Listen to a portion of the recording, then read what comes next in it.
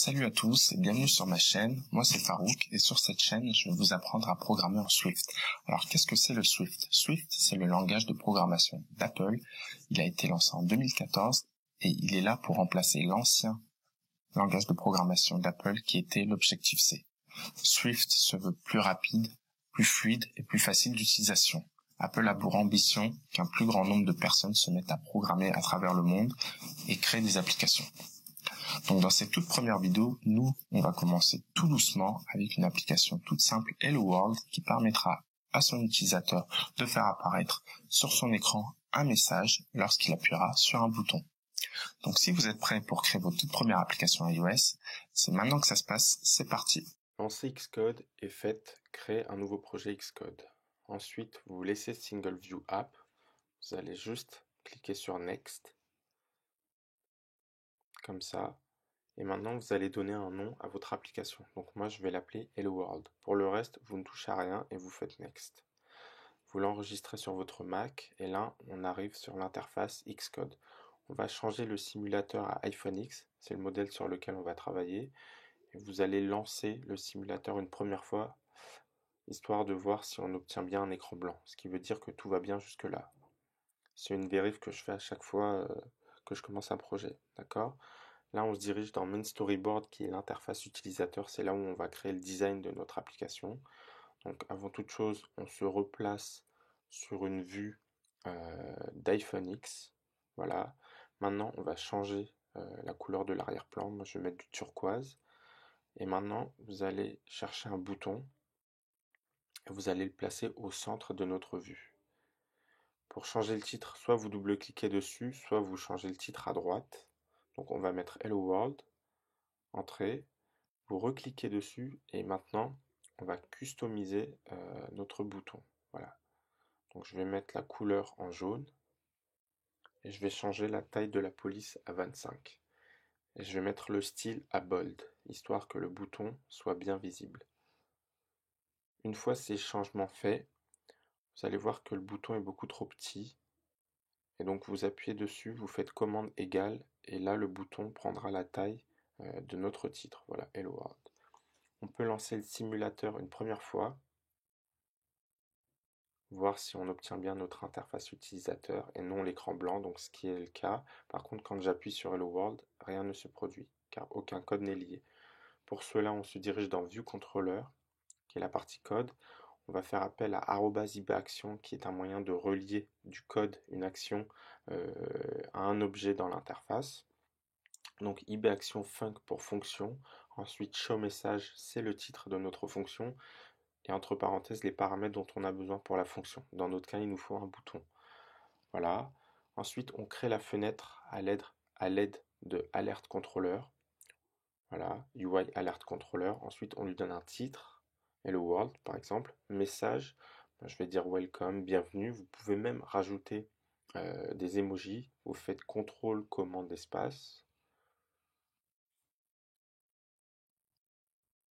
Et enfin, il faut préciser un style pour la fenêtre. Donc, Action Sheet, c'est une fenêtre qui apparaît par le bas et Alert, c'est une fenêtre qui apparaît au centre de notre vue.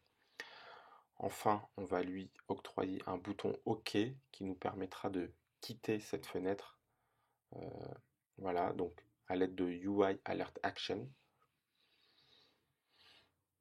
Le titre sera OK, le style par défaut, et Handler, ça veut dire si une action se produit en appuyant sur OK, ce qui n'est pas notre cas, donc vous mettez nil. Ensuite, on présente cette vue à l'aide de Present, et entre parenthèses, on précise les paramètres. On retourne dans l'interface utilisateur, et cette fois-ci, vous appuyez sur CTRL et sur le bouton, et vous le tirez jusqu'à l'icône jaune pour relier le bouton à la fonction showMessage. Donc cette fois-ci, quand j'appuie sur Hello World, le bouton Hello World, j'ai bien la fenêtre Hello World qui apparaît. Donc mission réussie. On va essayer de rendre l'exercice un peu plus amusant en créant une interface utilisateur un peu plus sophistiquée. Donc vous supprimez le premier bouton, vous pouvez changer la couleur de l'arrière-plan et vous ramenez un nouveau bouton qu'on va agrandir pour qu'il prenne quasiment toute la largeur. Vous double-cliquez sur le titre et on va mettre un premier emoji. comme ça. Ensuite, vous allez changer la taille à 50, histoire que l'emoji soit bien visible. Une fois que c'est fait, on va changer la couleur de l'arrière-plan du bouton. Donc, moi, je vais mettre bleu marine.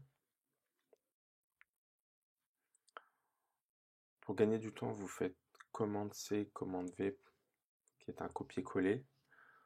Et ça nous permet d'avoir le même objet qui est dupliqué.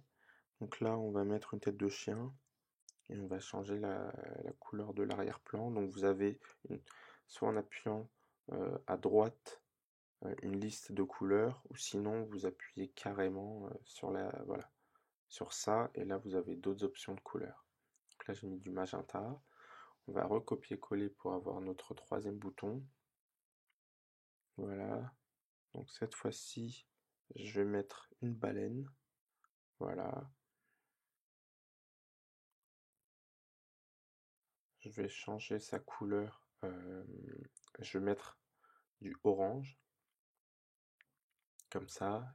Et je vais copier-coller une dernière fois pour le quatrième bouton. Donc je le place. Je vais aligner mes boutons. Voilà, comme ça. Et comme ça.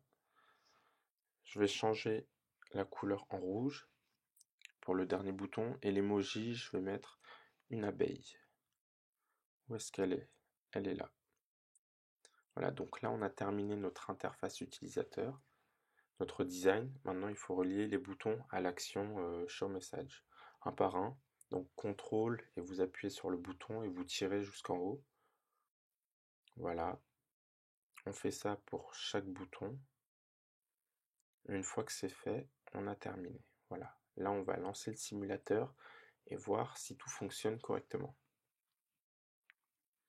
Donc j'appuie sur le premier bouton, c'est très bien. Le deuxième, pareil.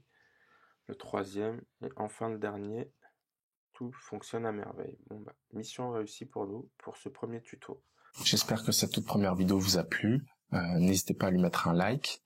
J'ai fait exprès de commencer par un tuto très simple et basique, tout simplement pour que vous ayez le temps de prendre vos marques avec Xcode et Swift. Et donc n'hésitez pas à vous abonner à ma chaîne, car prochainement je proposerai d'autres tutos pour l'apprentissage du Swift. Certains seront plus poussés. Sur ce, je vous dis à la prochaine. Salut!